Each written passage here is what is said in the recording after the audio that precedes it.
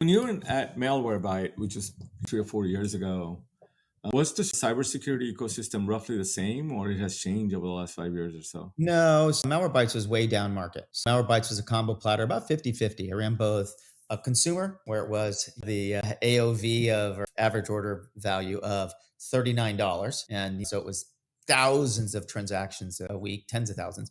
And then on the other side, it was mostly down market. So I would say 1,000 employees and below, heavily MSP, work a lot with state, local government, and maybe the secure and mature kind of companies that didn't have quite the investment available to put a pretty very sophisticated set of red blue teams and IT operations and that kind of stuff.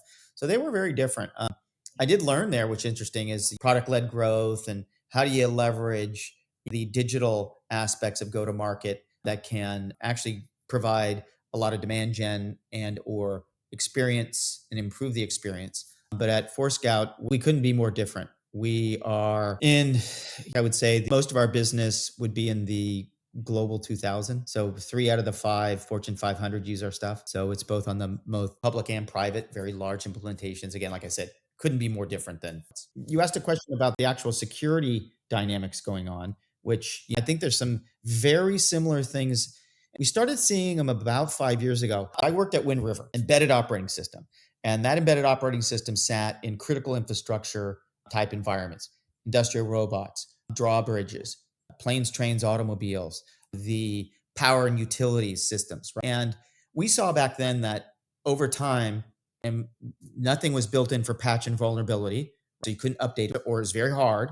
We also saw that those devices were being connected or being smart. And we said, there's going to be an issue here in a few years as people start to realize this.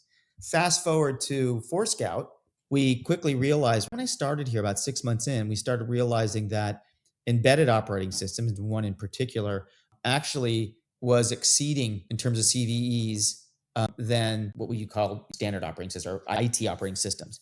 And it was critical infrastructure devices. We saw the critical infrastructure device issues coming up and breaches coming up. And they were moving at 1,000% every quarter up.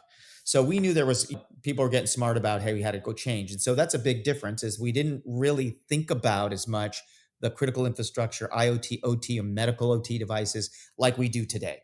And if you see a lot of the big breaches, whether it's with hospitals or some of the Vault Typhoon, Salt Typhoon, that's critical infrastructure. And it's tough and scary because how do you go replace a whole airport sort of campus with all the escalators, elevators, cameras, and everything? It's difficult to do.